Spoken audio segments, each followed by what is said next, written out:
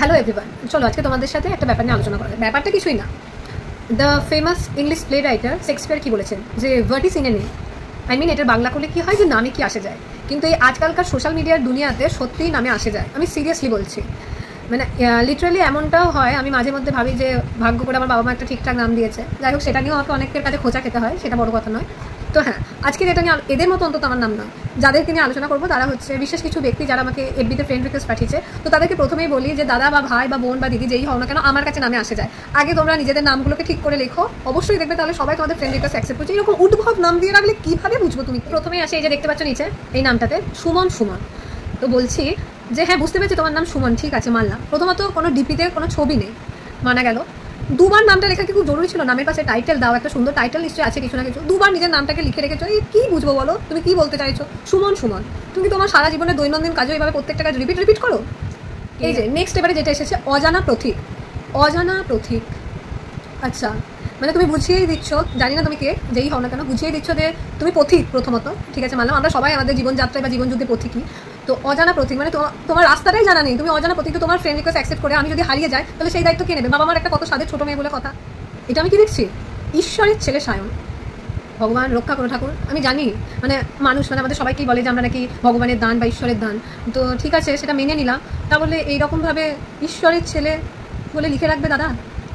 বুঝতে পারলাম। হ্যাঁ মানছি তোমাকে হয়তো ঠাকুর দর্শনও দিয়েছে, ভগবান করে যদি আমিও সেরকম দর্শন পেতাম, বাবা লোকনাথের আমি ভীষণ ভক্ত, কোনোদিন যদি আমাকে একটু দর্শন দিত।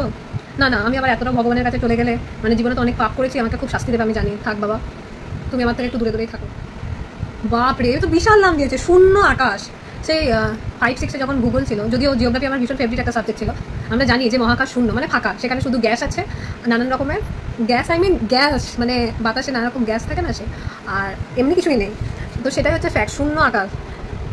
ভাবছি যে কী করবো, শূন্য আকাশ মরে গিয়ে তো সে আকাশেই চলে যাবো জানি, তো এখন থেকে শূন্য আকাশে যাবো, যাওয়াটা কি ঠিক? তোমরা বাবা ডিপি দেখে তো বেশ হ্যান্ডসামই লাগছে, বেশ সুন্দরী আছো তুমি, ঠিক আছে, কিন্তু বদমাস অভিজিৎ।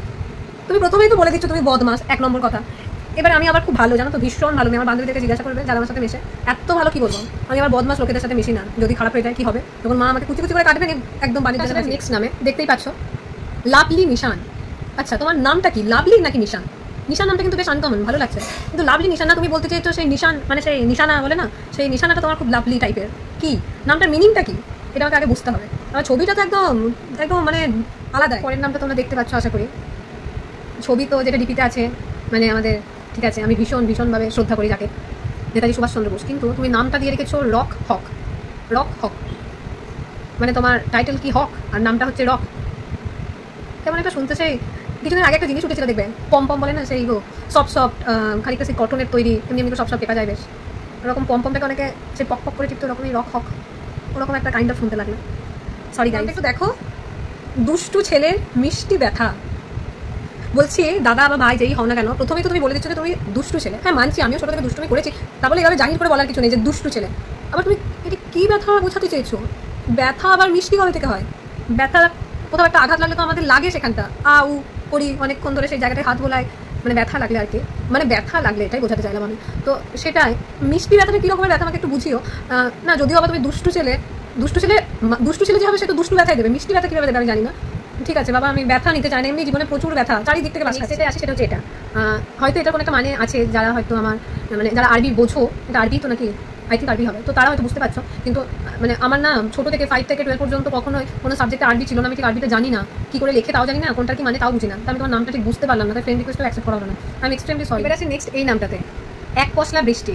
না এখন আশেপাশে মানে চারপাশে ভালোই বৃষ্টি হচ্ছে মাঝে মধ্যে, ওয়েদার বেশ ঠান্ডায় থাকছে, যদিও আজকে একটু রোদ উঠেছে, কিন্তু চারিদিকে বৃষ্টি হচ্ছে। আমার আর বৃষ্টি লাগবে না। হ্যাঁ যখন প্রচণ্ড গরম ছিল তখন খুব বৃষ্টি চাই বলে হা করছিলাম।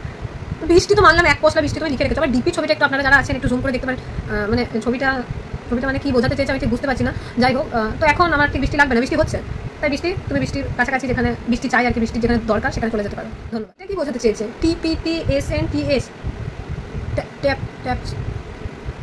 আবার আমি বুঝতে পারছি না তুমি কি বোঝাতে চেয়েছো, মানে আমি ভীষণভাবে বুঝতে পারছি না কি মানে, বা তোমার নামটার কি অর্থ আমি কিচ্ছু বুঝতে পারছি না।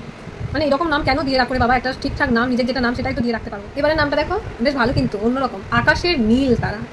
ছোটো থেকে বা এখন পর্যন্ত বড় হয়েও তারা তো প্রথমত রাত্রেবেলায় দেখা যায়, যখন দেখা যায় তখন গোটা আকাশ কালো থাকে, তারা তো আমরা দেখি যে হালকা ওই হোয়াইট বা ইয়েলোস হোয়াইট টাইপের পিকমিক করে জ্বলে। নীল আকাশের সাদা তারা হলে তাও মানতাম, আকাশের নীল তারা চোখে কখনো দেখা যায় না, তার মানে তুমিও ঠিক ভিজিবল নাও, বুঝতে পারছো? না ঠিক আছে, আকাশের নীল তারা আমরা চাই না। Bye bye guys.